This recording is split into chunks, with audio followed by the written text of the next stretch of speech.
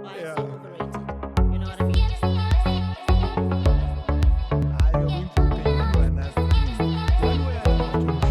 One out of 100. Access is some kind of fundamental intelligence.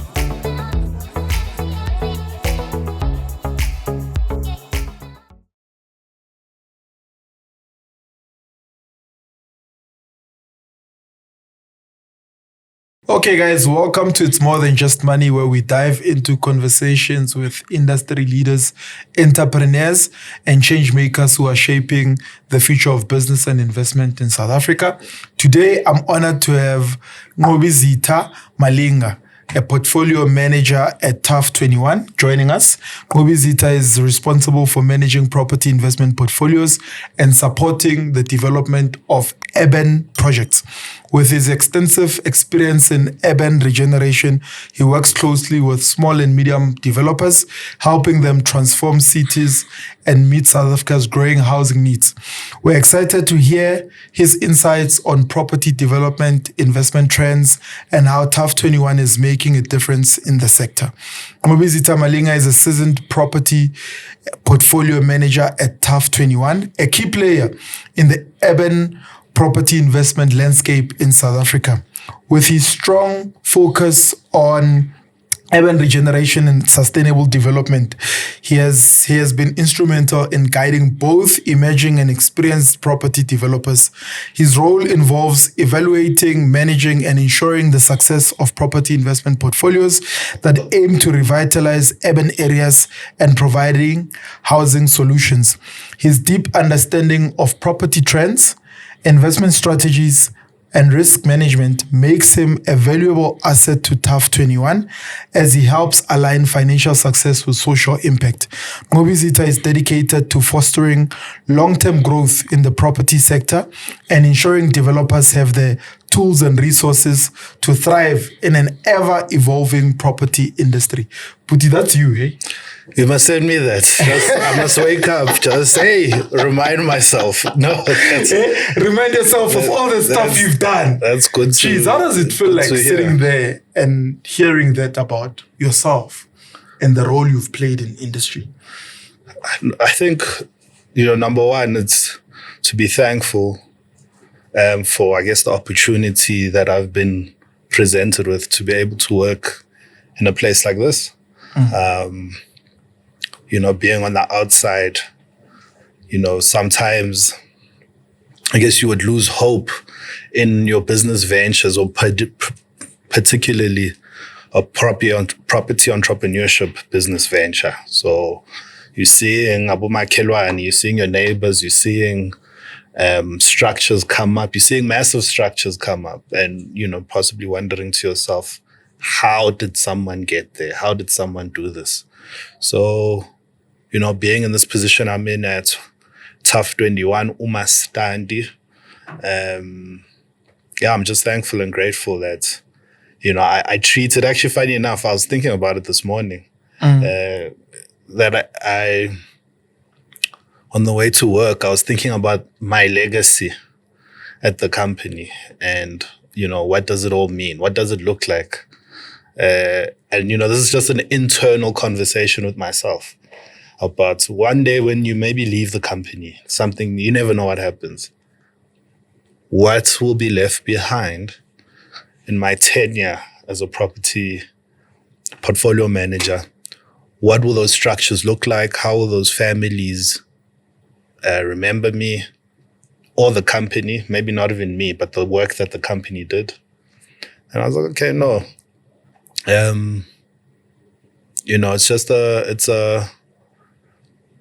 It's a small influential position to be in making someone's vision come to life. So it's thankful, I'm just thankful and grateful. Wow. And then when you look at your journey, your career, because I know you didn't start out at TUHF. You've been through several companies that you've worked with, several roles that you've played. What has been the most instrumental thing that has been pushing you from one company to another, one role to another?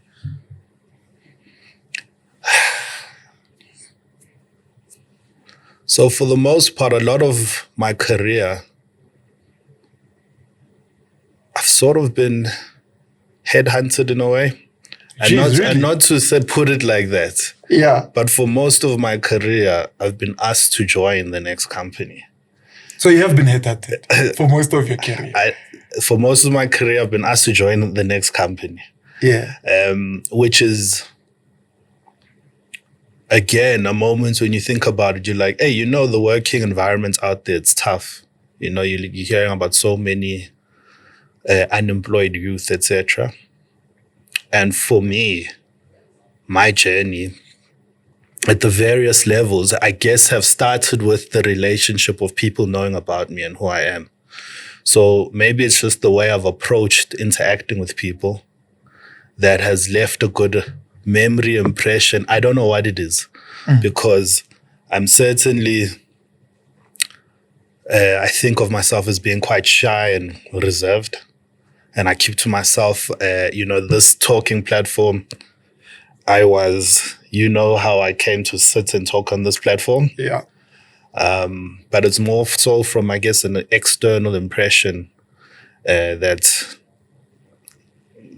I leave with people so that I get brought up when a conversation happens about a potential position. But what is the most instrumental thing that I've learned throughout my career in the various industries? Because in the beginning, I was in marketing before I went into property, more in commercial property. But relationships and human interaction is of the utmost importance. Also integrity. Interacting with your clients, your bosses, and maintaining integrity and being the person who can call out wrongdoing, not necessarily join the bandwagon. It's not to now become hard-headed, Mr. I don't agree with everything or I don't agree with anything. But it's just to be sound in yourself, always open to new information, be able to reinvent yourself, because maybe the opportunity comes across and you are confined and restricted to yourself in a way you've boxed yourself. But I guess it comes with a bit of, you have to be adventurous or compartmentalize risk and be willing to reinvent yourself on this journey of career. So particularly before I came to Umastandi, which is on the property finance side, I was more of an asset manager with this commercial property company. So they had a portfolio of properties across the country, and I would monitor the levels of performance and ensure that occupancy levels are good, etc., and tenant installations are happening and being delivered on time. And then when the opportunity for property finance came across, that was another moment where I had to reinvent myself, because now I'm moving into a similar environment, but it's not the same thing. And be willing to learn as well as put across your opinion, because you come with something. There was something in you that they noticed or spotted or understand about you. But yeah, I think integrity is maybe the word to summarize, coming throughout the various places. I think all of my previous employers will talk well of me. I think they'll talk well of me, and that I'll certainly, give 120%. And 120% doesn't mean kill yourself. It just means that if your 20% is lacking, I will come in and see what we can do to bring you back up as a team. Maybe that's also another thing. I'm not necessarily individually driven. I'm very much centered around the organizational goals, and would even sometimes sacrifice myself. There's certain scenarios that I can remember where I've had to sacrifice the shine being on me for the greater good of the company. Why is that? Why would someone who has an opportunity to shine and possibly outshine everyone, sacrifice for themselves for the greater good of the organization, in your case? I don't know. I don't know why I would necessarily do that. Maybe, so on the shallow surface, I think it's got a lot to do with just growing up in sports. And you did a lot of sports. I was about to ask what your background has been. I was big into sports. And, what was it, soccer, rugby? Both. Both, yeah. When I got to high school, there was no soccer at my school. It was just rugby. Well, not just rugby, but rugby is like the only ball sport for winter. So by force, we joined the rugby team, which ended up, and I remember growing up hating, or no, maybe not hating, fearing rugby. Because in primary school, we didn't have it. You just saw, World Cup on TV and things like that. Anyways, I think the team sports dynamic of having a coach, of understanding that maybe you're the one who can score the goal, but the other person needs the goal for various reasons. And that will then build up chemistry amongst us all. Excuse. And that will build chemistry versus individual shine. But then there's judgment or doubt on the other person. And once your ego or your self-esteem is down, it's very hard to do simple tasks even when your self-esteem is down. But if you believe in yourself and your ego is boosted again and you feel confidence again, the performance from that person is going to rise. So I think maybe that's a little key I've taken out from team sports and things like that, is the dynamic of not necessarily being individually driven for success. I still have my personal goals. I still have things I want to achieve. So it's not to say I'm not, but I think, I'm certainly one that will be willing to sacrifice if the benefit is for all. Sure. So as a portfolio manager at TUHF21, Umastandi, more specifically, what are your main responsibilities and what does your day-to-day work look like?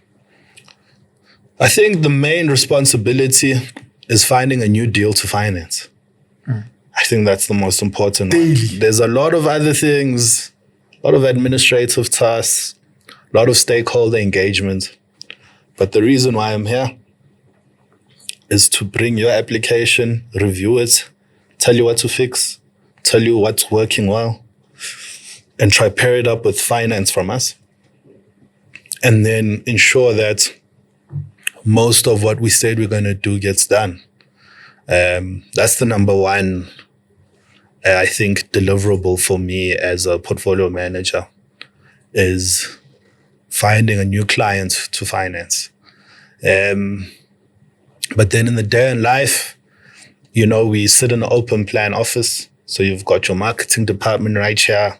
You've got your administrators, you've got the credit analysts, you've got finance, you've got legal. So there's a lot of communication on managing and running the business of lending.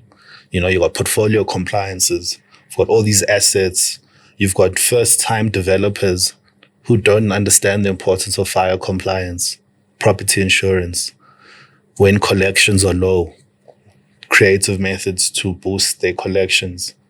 So those are some of the other tasks we do in supporting clients. But most important, we're in the business of lending. So growing our loan book, getting finance out, is a daily task. And it also takes some time to put our projects together, because it's not the same as a home loan.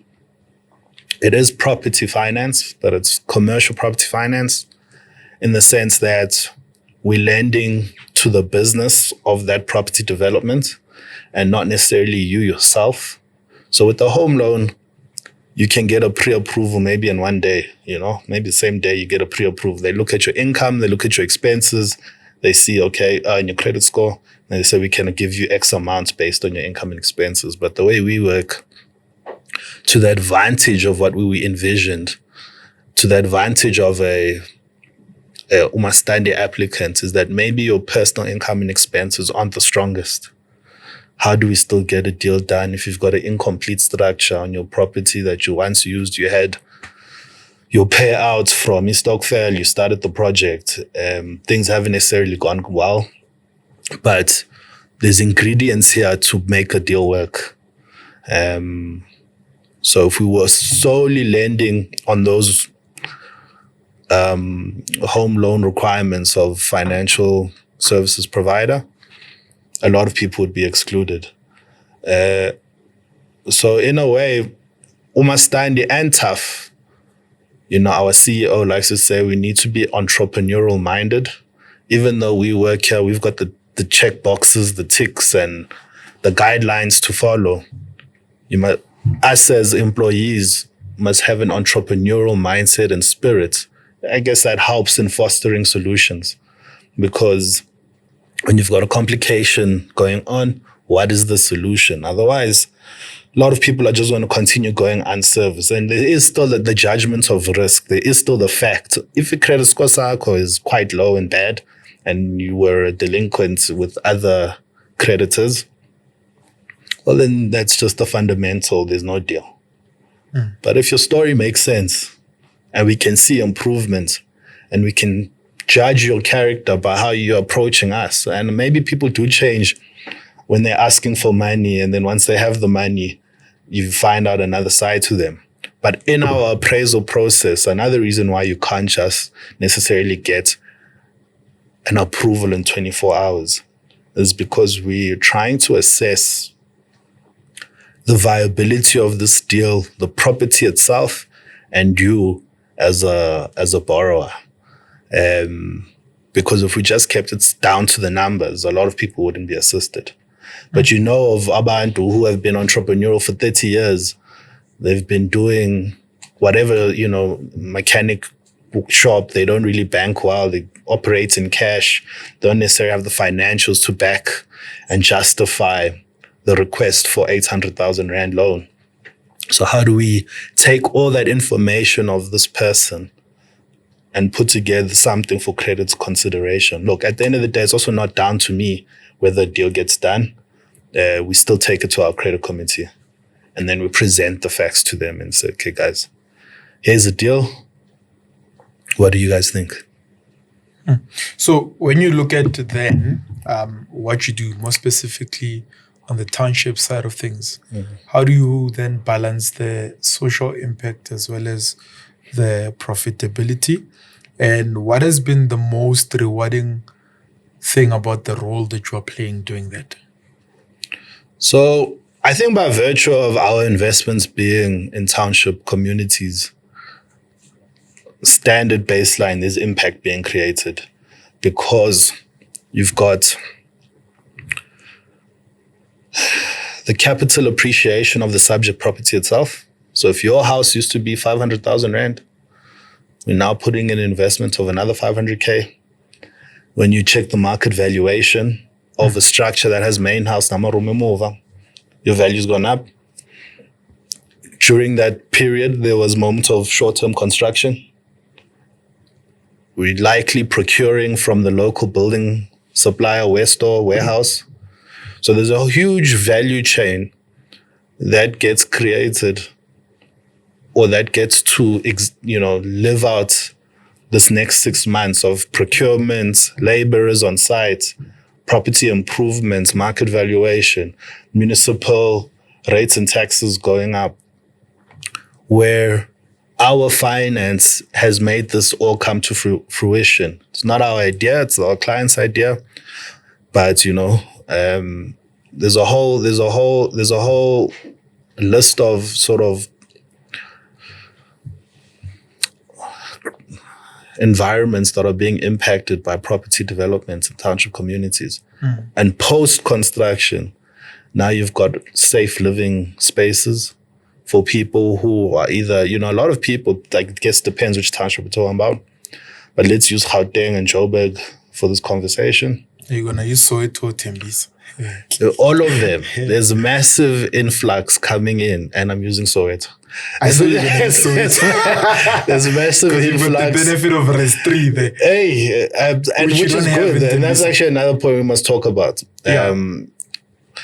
But yeah, that's why we earmarked Soweto as being the pilot area when Umastandi started. Sure. Because that it was conducive to this thing. You know, zoning rights, building rights are very important, particularly for us as a lender, because we've got our, we're putting up the money to. Do you think zoning then becomes an economic exclusion for other black people in other areas then? Well, In that case. if the answer is yes, then the answer is also yes for white people. Because now, well, if whatever you perceive as a white area, they don't necessarily have zoning rights in place either. But it's easier to get it. How in so? the township. How so? Like, I'll give you an example. If let's say you go to an old white suburb, right? Like? Let's say Birchley, Randall, Sure. wherever, right? The yards primarily are bigger, Nice and big. nice and big. So if one is rezoning there and they say, I've got parking allocation for every unit, it's automatic and easy. It makes it because of the easier, location, for sure. right? But if you're in the township and you say, I'm redeveloping 10 units, you're not going to have parking for all 10 of them. So the yard doesn't even allow you to have parking allocation. So automatically, even though your tenants will have access to transportation much easier, they don't need cars. But still zoning says you need to give them parking. How are you giving parking to somebody who doesn't have a car? It's control mechanisms. And ones that I'm not necessarily No, I'm not making it your issue. against. I'm just saying. But in your example, you say your point is that the Birchley property is easier to achieve rezoning or plan approval, whichever one. In that argument, yes, if your stand size is bigger and you can accommodate more parking, then it is. Because parking is a big requirement, particularly in the city of Johannesburg. Parking is one of the main control mechanisms regarding Soweto developments.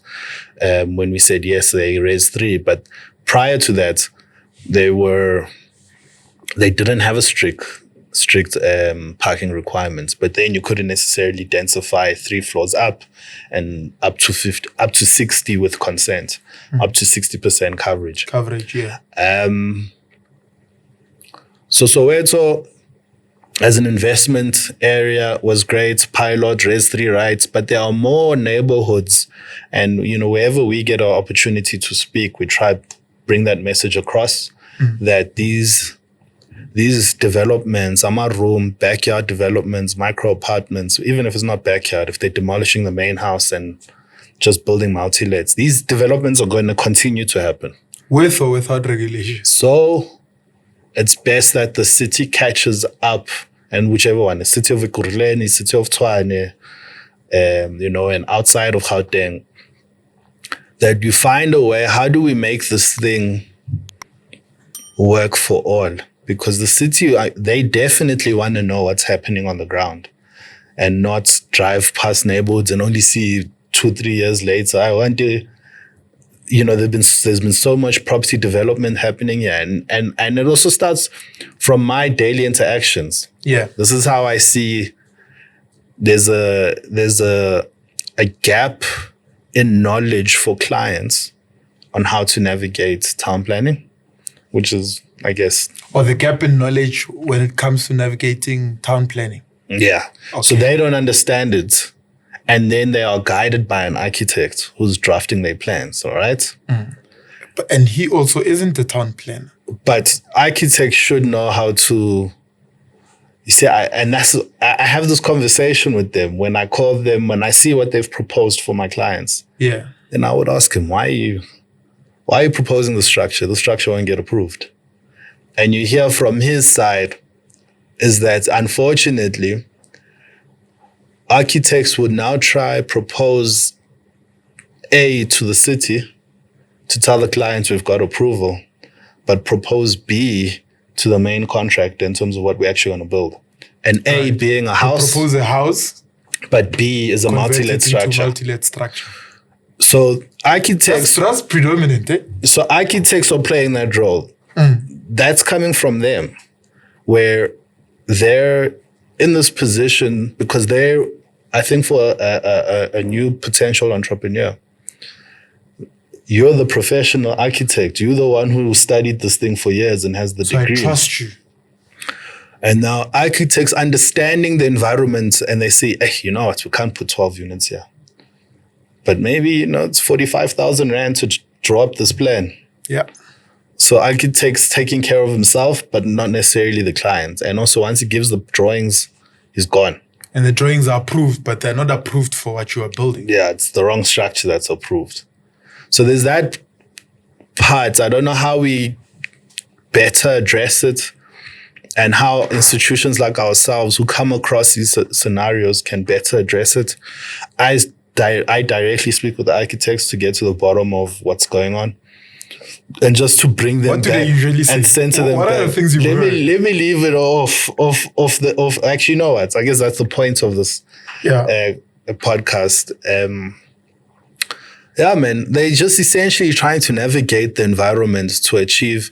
They're trying to give the client plan approval, and they're trying to get their monies and move on to the next So scale. meaning what I'm hearing is that the regulatory framework when it comes to then zoning now has created this loophole and this gap where this guy knows that his plan will not be approved, but he needs to get paid. Then he must present something totally different to the city. Similar, Yeah. But not exactly. but not the exactly. use will not be So the same. It Anyway. won't show 12 bachelor units. It will show just 3-bedroom house, which has changed the considerations at the development planning office, where if you're proposing a 3-bedroom house, then they don't care about your parking so much. You can have 2-3 car garage, it's fine. They also then the level of after that is your bulk services and Yeah. You don't get charged for that as well. and you know what I was seeing recently with particularly last year, a lot of our projects when they were going to the city, they were pushing back and saying we want to see some solar integration here. So they were making comments still at design level, which is the right time to make these comments, not once the structure's up, is that we want your electricity to run off, solar, either your geysers or your stoves to somehow run off a solar system or not stress the current infrastructure in that neighborhood, which is the opportunity lost when architects aren't proposing the right structures so the city understand what's happening on the ground. The client doesn't know better for the most part. I won't say that they're oblivious. Some clients know exactly that this plan is to get approval, but this plan is the one we're actually going to build. Yeah, but in my experience, architects do say to the clients that, listen, what you want to do is not going to get approved. So it's going to be presented this way. So the clients You as a also client have do to know that. Clients also do know that. Yeah. Unless when they come to you, they're like, I didn't know. My whole thing is just propose what can get approved, because something can get approved. So if you currently only have Rezone rights, which allows 2 stories and up to 6 units, then maybe cap it at that. And your next structure, if you're willing to go through rezoning and all of that, we can do that. But from the architect side, just start off. Your client says, I want, because I think architects charge by square meter. Architect, draftsman, architectural technologist, whichever one they are. They like to charge by square meters. Correct. So the bigger your design, the more they bill. And the more expensive it is. But I think from the architect's integrity side is to just say, hey guys, look, you can only build 6 units here. Just do 6 units. And then that helps keep the integrity of the property intact, because if you want to sell the property, That's another part then that it's easier to finance. landlords 'cause it's- don't think about, or the architect doesn't communicate that to them. Is that when you need to sell this property, they're going to want the plans. And if the plans aren't approved and you don't have You got to draw them again. rezoning, then what Yeah. happens? You can't sell this thing unless somebody's buying cash. Unless it's a cash buyer. Cash buyers who are few and far between. There are cash buyers out there, but there's not many. A lot of people need home loans to purchase properties. You've made these improvements that have cost you X amounts of money, but if the plans aren't approved, you've got a problem. Then do they then look at it from a perspective of, say, you financing it? Do you guys finance Res 1 as long as it's approved? Yeah, as long as you're building within the parameters. So yeah, within the guidelines of the property. Yeah. Just to reference, Res 1 does allow you to build essentially 6 units. So, you got your terminology Like 6 rooms for at the town back. planning, but it's 2 structures, of which 2 structures each structure can have 3 front doors, 3 front entrances. So it's almost saying you've got these 2 buildings, 3 here, or if it's 3 up and 3 down. There is a measurement of how it can't exceed the size of the main house. That. Let's say there is a 2-bedroom house. 2-bedroom house. How big is the house? No, normal 2-bedroom. It's a in the township. In the township, 50 square meter. Okay, 50 squares. 50 square meter. And then you've got the kitchen, sitting area, bathroom, and then at the back you've got space. How many units can they do there within the parameters of Res 1? They vary. Yeah. Ekurhuleni's land use scheme is different to City of Johannesburg's. Correct. For City of Johannesburg, it's Res 3. No, I'm saying on the Res 1. I'm talking Res 3. 1. So your standard, from what I see in City of Ekurhuleni, your freestanding homes, residential homes, are Res 2. Is it Res 2? There is 2. Okay. But for me, my opinion, Res 1, Res 2, that Res 2 is worse than City of Johannesburg's Res 1. City of Johannesburg's Res 1 allows for more. It allows up to 6 units behind your property, not 6 independent units. They have to be attached together. Like if they have to be touched together. Or what? There was a part where the total size of those additions cannot exceed the coverage of the main house.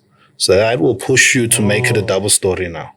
Yeah. You see? Okay. So if you can attach it to the house, that double story. Well, not necessarily. No, the attachment part is not, and that's another thing for Cosmo City. Cosmo, they've got that whole thing. Yeah.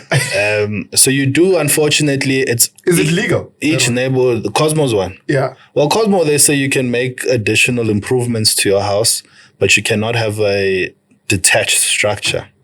So what I've seen developers in Cosmo doing is they then extend the main house, but do units at the back. But the unit entrances are, opposite facing. So if the front doors of the main house are facing that way, it's essentially a back entrance, but now you've got your staircase. And you've kind of navigated, you are within, I don't think they have a strict parking requirements for the stands in Cosmo City. And also ourselves, because Cosmo City's guideline has been a bit odd, we haven't necessarily done deals there, but there is demand there. But what do you mean it's odd? Because that Res 1 land use right isn't the same as other COJ residential Res 1 rights. You have to actually pay attention to what does your stand say. Because if you just go by assumption, you would think they're all the same, but they're not. City of Johannesburg, Res 1, standard freestanding house, standard homes. Typically, you're allowed to build 6 units. With Ekurhuleni, standard residential homes are zoned as residential 2, which only allows for one additional dwelling. And even their Res 3 is different to City of Johannesburg's Res 3. There's a whole bunch of technicalities behind it. But the point being, I think for the viewers, is that, and getting your zoning information is actually, it's kind of easy.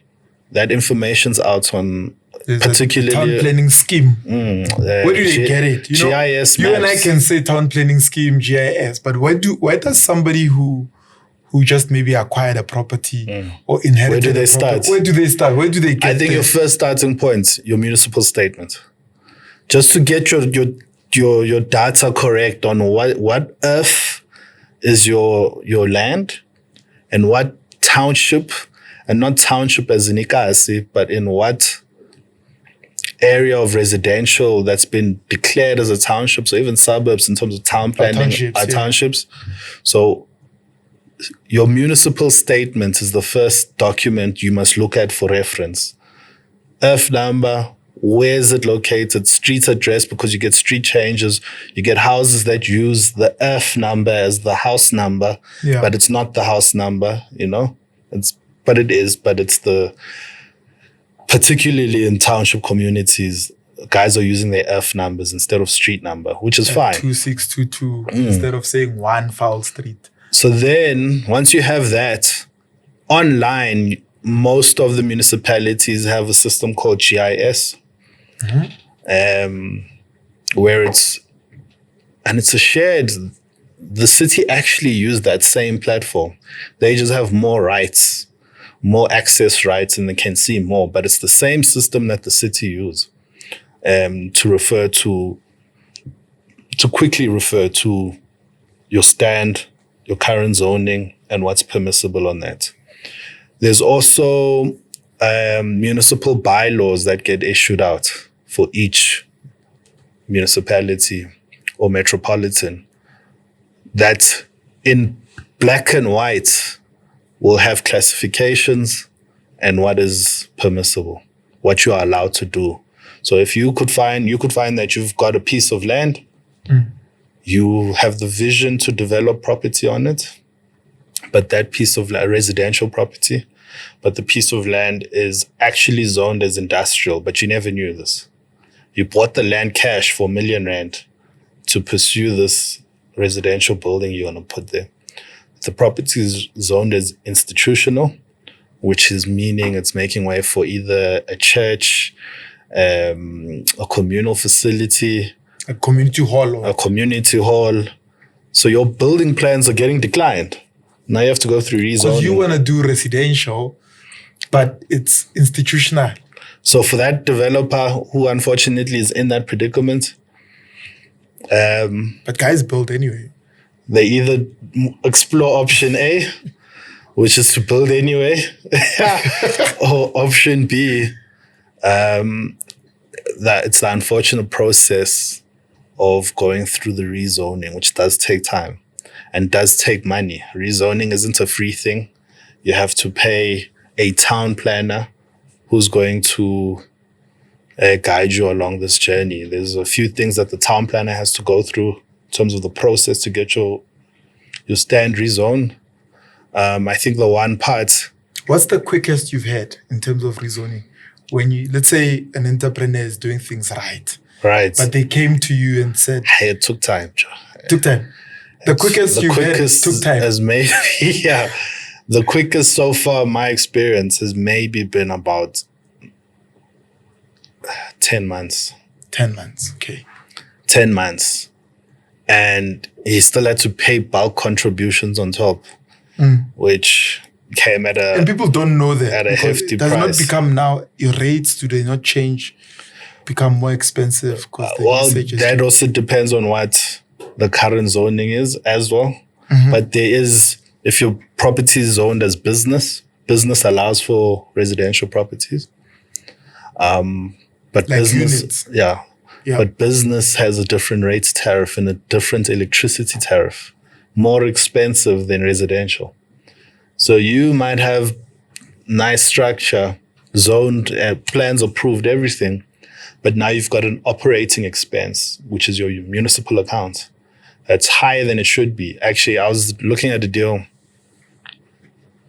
on the tough side where the client was actually trying to get the municipality to readjust the rates and taxes being billed to the property. Because when the property was being sold by the seller, when we put a deal together, we asked for the municipal accounts just to see what's happening. And so when we do our feasibility, we want to see what the expenses are. So the seller was getting charged on residential rates. Sure. When our client now buys the building and the transfers happened, for whatever reason, the city just went back to commercial and went back to business. And he was buying it based on even seeing the rate statement. So a few months in, is making like 30,000 rand less than we had anticipated. And we picked it up that, your municipal account is almost double than what the seller's account was. So meaning if the seller was paying, let's say 5, then he's paying what, 3-4 times that amount? Well, almost double. So Almost double. So yeah, it was around the 10, 15 for that example. It was in many more thousands. I think we were anticipating around 20,000 rands, 22. And he was floating at 38, 40 grand a month. And that was just because of the rates. That's double the cost. The property was being billed as commercial as opposed to residential, which he's now pursuing. So he still has to pay, but at least he can maybe one day receive a credit where you're saying, look, the previous seller, when I bought this building, was being charged on residential rates because the building is predominantly residential. So one of those ones in Randburg, where on the ground floor, it's commercial. Mixed development. But the rest of the ground floor and the first floor are commercial, and then the next 8 floors are all residential. What's the recourse on that? Do you know? You have to go to the city and start knocking on doors and take the first step you can. You have to also have evidence and information on you to support your case. But it's a lengthy process as well. Nothing really happens overnight or quickly. But these are the type of things that sometimes sink projects where you just don't know. You don't know better. So having a mentor, which is one of the supports we do at the company, is we provide so all our clients get to attend a program called TPPE, which is a short course in collaboration with UCT. Just because whether you're a seasoned entrepreneur or you're a first-time starter, the purpose of this course is that obviously you're all going to mix up and you'll be able to share experiences and essentially work on the syndicate where you do your final presentation at the end of the course. But the point of that is that we know that a lot of clients are going to be first-timers getting into property, have never studied property, just understand it by conversations. So you've got our TPPE program, and then we have a mentor who's, seasoned guy who's been in the game 30, 40 years. And the power that comes from having a mentor like him, and there's just a benefit for having someone you can refer to chat about something. It doesn't have to be mutually beneficial in the way you might envision, but having a contact who works at Eskom, just to understand, I need a transformer upgrade. You say, this one here for the community, but can you advise? And then you either if you didn't have that network, you got to call the info and wait and try to speak to the right person and log a ticket and whatever that process is going to be. Or you can get information almost instantly on how this is going to pan out that can help you make your next move. So networks, I think for any entrepreneur, is something you have to build, something you have to proactively build and nurture. And things happen, things go wrong, you part ways, so be it. But it's now not to underestimate the power of people helping you. It's a continuous learning process. You don't know everything that's out there, and you don't know everything that's been there before. So I think just having a strong network, i.e. the mentor I was talking about, that we place you with. But mentorship also doesn't have to be in that formal process. Mentorship can just be by watching things. Mentorship can be by watching your content. It's this weekly program that the guys tune into. It's food for thought. It's information that's helping them make a different decision. And then the last one, is it the peer-to-peer one? So your mentors, whatever you feel is conducive to what you want to do. So you can find that your friends, your colleagues or your mentors in this moment in time. Or you can go for the seasoned expert who has been there and done it all. Reading books can be a form of mentorship, where you're seeing the autobiographies of people you look up to. Yeah. Mentorship comes in various forms and methods, but humans are social beings. We need people. We need to interact, or at least that's what I would suggest, is to any entrepreneurs, don't try do this alone. It's not to say you can't do it alone. You want to avoid the mistakes that are avoidable. You want to plan, maybe it's unavoidable, but you want to plan and almost mitigate the impact of whatever that perceived risk or whatever is going to be. So when you look at what TUHF and Umastandi has done over the years, do you have any notable stories that actually became a success story from start to finish? For a project, of course. Your most notable project. Well, so for the TUHF side, I'm not sure. TUHF's been around for many years. There is a story I know of, which has got to do with our Intuthuko equity finance. Yeah. So essentially, how the story goes is there's a cleaner who's been cleaning a building here across UJ Dorfenting campus. Yeah. You know the story. But tell the story. I love her story. Man. So, she's like 400 plus units now. Yes. So she was the cleaner in the building for many years. I've never met her per se, but it's a story I learned while being here. So I thought it was a great first client who receives Intuthuko. But yeah, she was the cleaner of the building. I think spotted the opportunity, maybe Dorfenting campus. There's communication coming to her way that, hey, the students need accommodation. The current facilities aren't good enough. Where the people are living, whatever her response was. She didn't have much in equity because we don't provide 100% finance as a lender. She managed to get TUHF, possibly by seeing our signs on other buildings, that this building was financed by TUHF. She managed to contact the guys. I think the building was being presented at an opportunity at a price that she couldn't pass up on. And essentially was able to sign an offer to purchase, secure lending from us because of, I guess, its proximity and the building just being right here in the heart of Joburg. And then the Mzanine Finance for the equity shortfall, which is a massive barrier of entry. Namanje for even for Umastandi deals where we're building a project for about 800,000 rands. If you don't have in cash 100,000 rand saved up, is it no deal or do we still, you maybe got 20,000, you've got something to put in. Can we look at providing you with Mzanine Finance?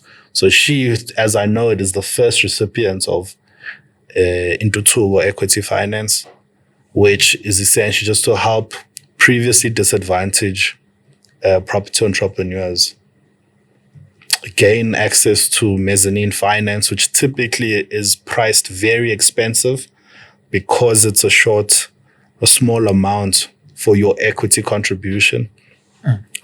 But I would say definitely that as a overall story is a great one. On the Umastandi side,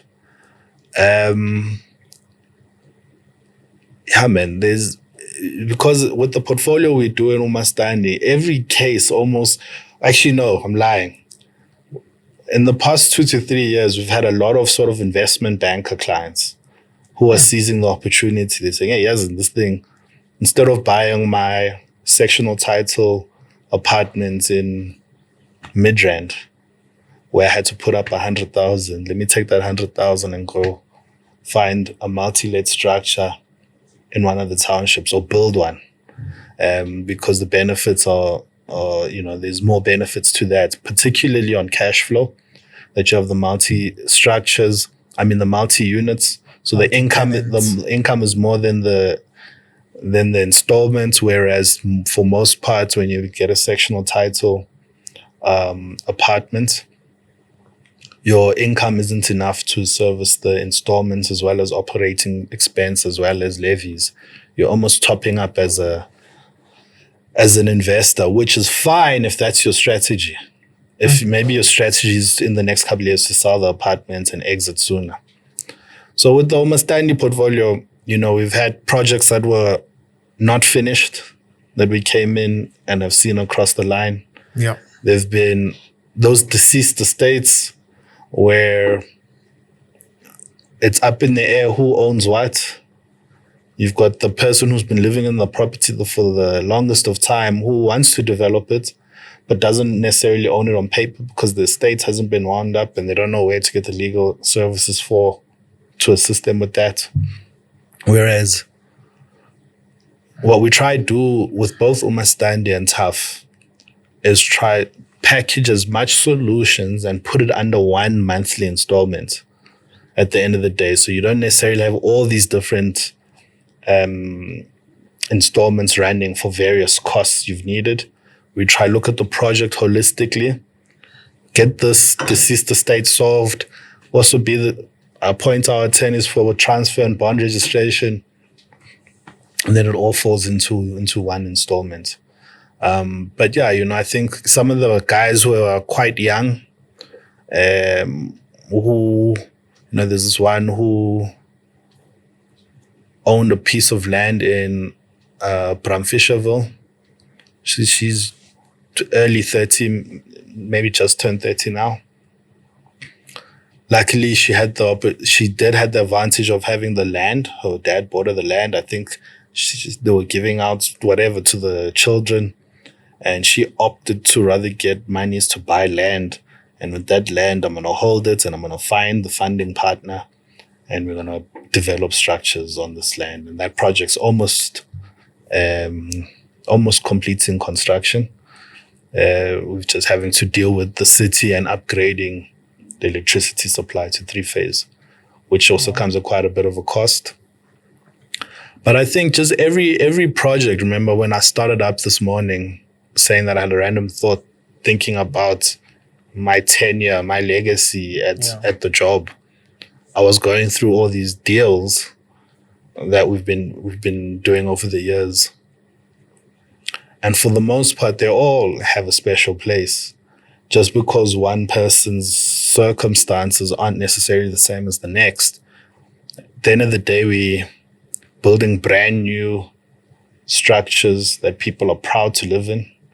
I think I've seen some where through my clients has sent pictures of how happy the tenants are, how appreciative they are that the house is almost brand new. It is brand new, the apartments, we also, even when clients want to improve their subject properties, we kind of want to achieve a standard of living. So we don't really like shared facilities.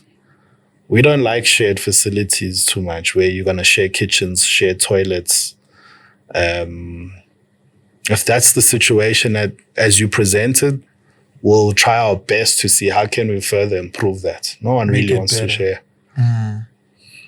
So for you, could that be some of the biggest lessons you've learned throughout your career as a property portfolio manager, or are there some lessons you can reflect on? It's an ongoing lesson. I think planning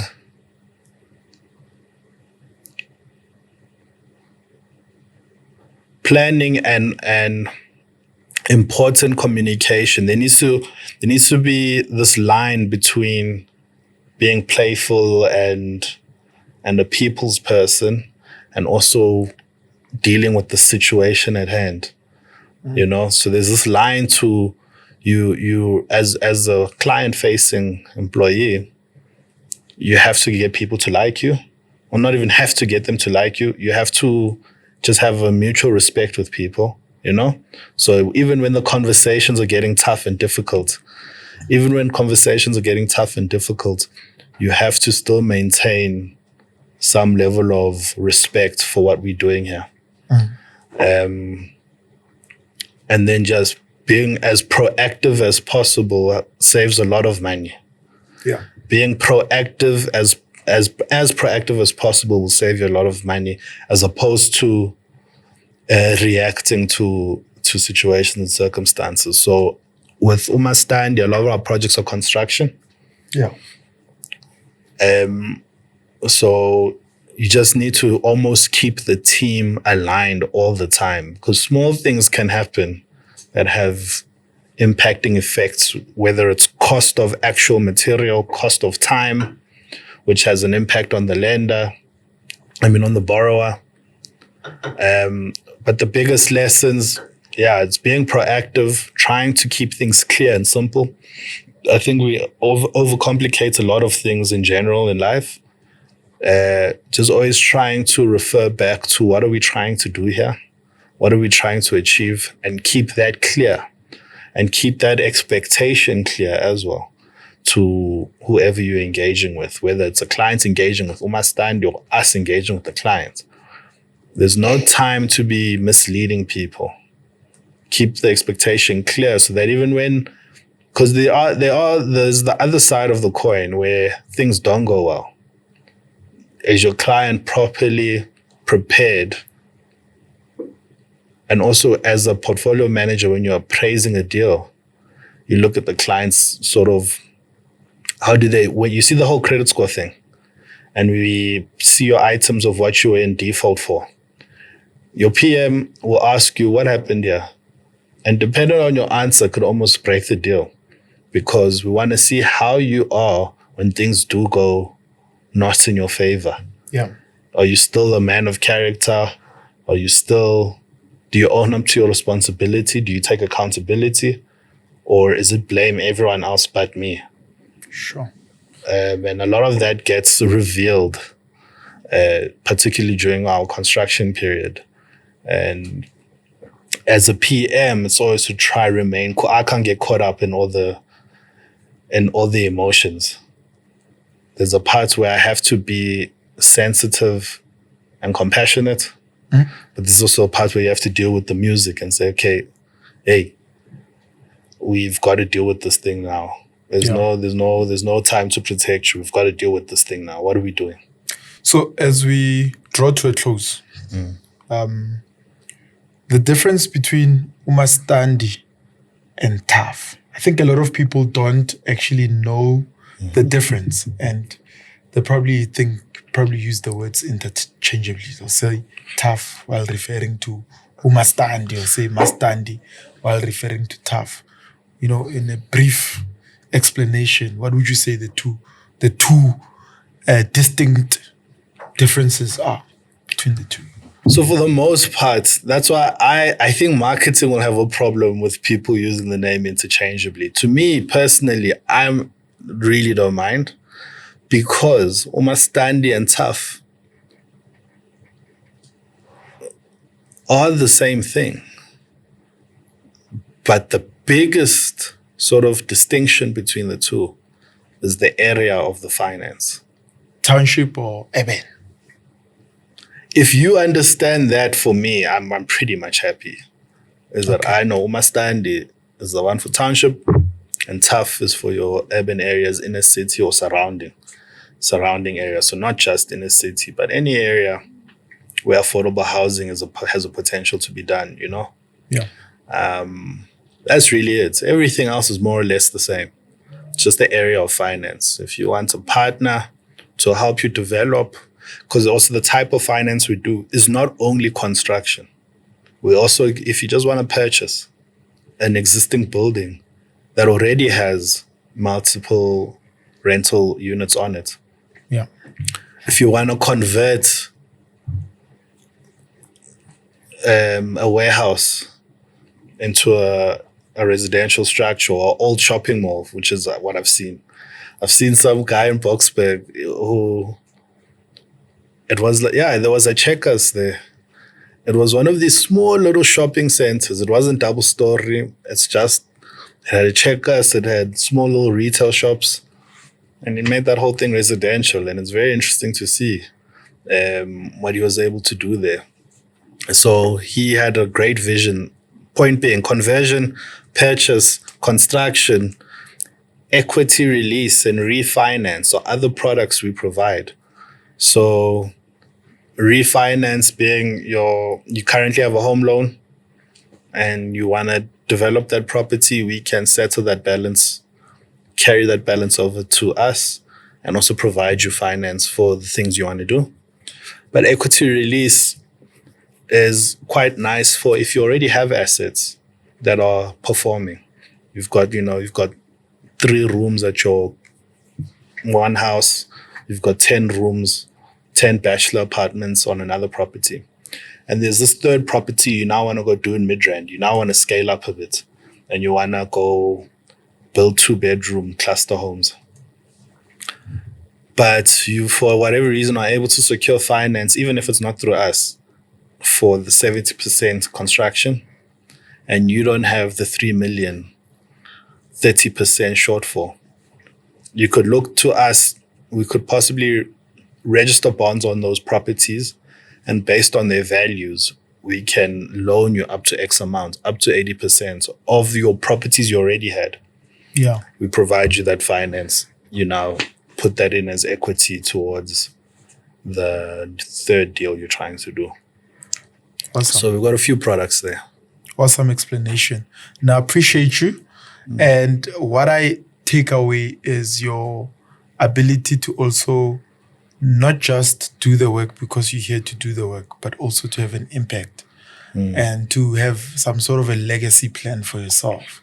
You know, you talked about how you reflected on gratitude, being grateful, and which makes me want to pose this to you as we close. Sure. That if there was a group of young people, maybe as young as you would have wished you had a mentor or someone who spoke something to you at the time, what would be the thing that you say to them that they can go and start applying from tomorrow after watching this?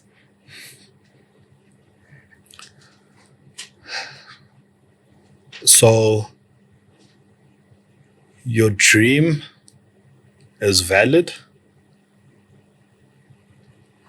but nothing is going to just happen overnight for you. You have to plan a route, whether you stick to that route, but have a clear journey of how do you get to that dream. Whether meluqale scala and then get an internship and then go work at this place and then I earn enough to do whatever this dream is. The point is being focused, is that it needs to be clear what it is you want to do. And you need to be essentially doing anything possible to achieve that dream. But things aren't just going to happen by praying and by wishing. You have to get up. You have to show up. As a big thing I used to say to the gents is that for a lot of the time, a lot of these opportunities, by just showing up, you already got it. Sure. You know? And staying in bed, feeling down, spiraling into depression, into being non-motivated, or just going with the flow with your friends, it's all good and well, I guess, for that day. But this life thing is a long thing. And if I was a mentor telling a group of young guys now, as I say, gents, just pick what it is that you want to do, even if you're not going to do for the long term, just to have this daily motivation of striving towards something. What is the goal and how are you going to get there? Draw up the game plan and try implement the plan. If changes happen along the way, that's fine. You have to also react to situations.